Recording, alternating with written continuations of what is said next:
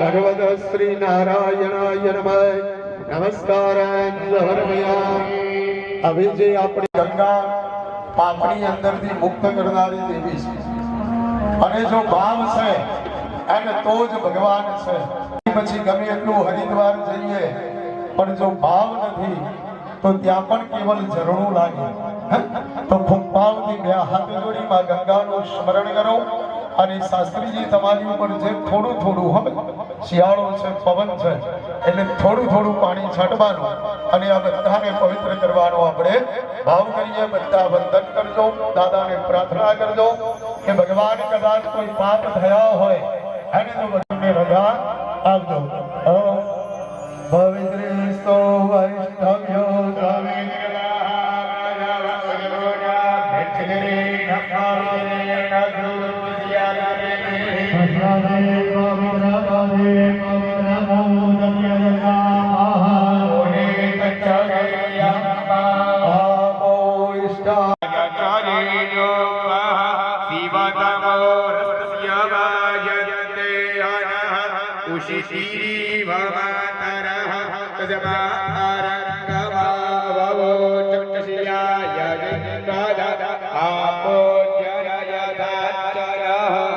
सर्वं पवित्रदास्तु। अध देव ब्राह्मणा गुरु नमस्कारं गुरुदिया अध એ લઈ અને જગ્યા ઉપર ઉભા થઈ પ્રદીપભાઈ પાછળ બાબુ કાકાને કેશવ કાકાને હવે આપણે પ્રથમ દેવ જેવા બનવાનું છે એટલે આપણે લગ્યા અને ભગવાનને બતાવો પહેલા અને પછી આપણે અપની કરવાની। ઓમ નમસ્તે રુદ્રામ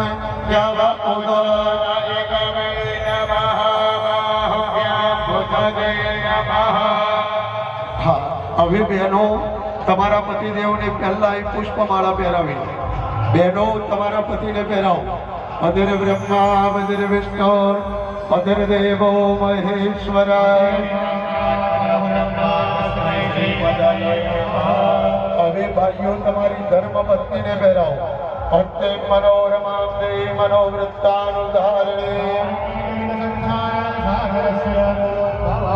લક્ષ્મી નારાયણ ભગવાનને એવી પ્રાર્થના કરજો કે ભગવાન જે પુષ્પની માળાને શું કહેવાય? હાર કહેવાય. અને દાંપત્ય જીવનની અંદર ભગવાન એકબીજા પ્રત્યે હાર સ્વીકાર કરીએ ને એટલી શક્તિ અમને આપજો.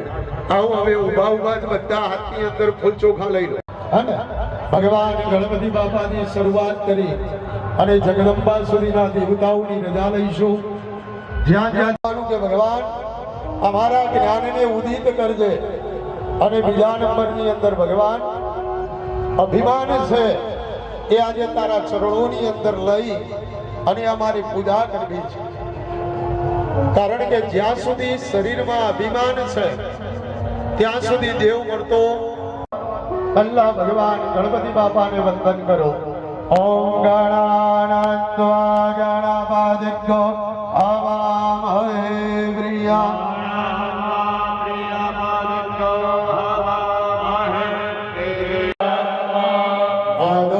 શ્રીમન્મહાગણાધિપતયે નમઃ.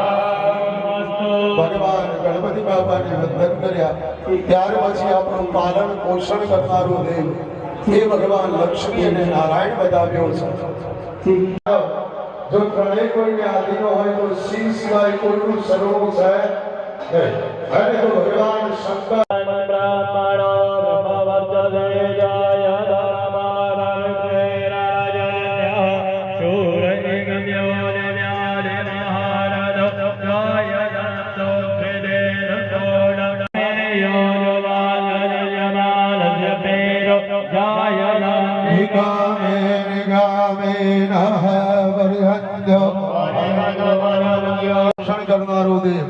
ભગવાન ઇન્દ્ર અને સાથેમાં ઇન્દ્રાણીને વંદન કરીએ.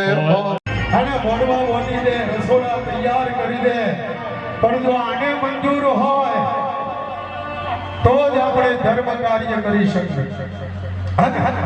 એટલે આપણે એવું કોઈએ વિચારો એમ થશે.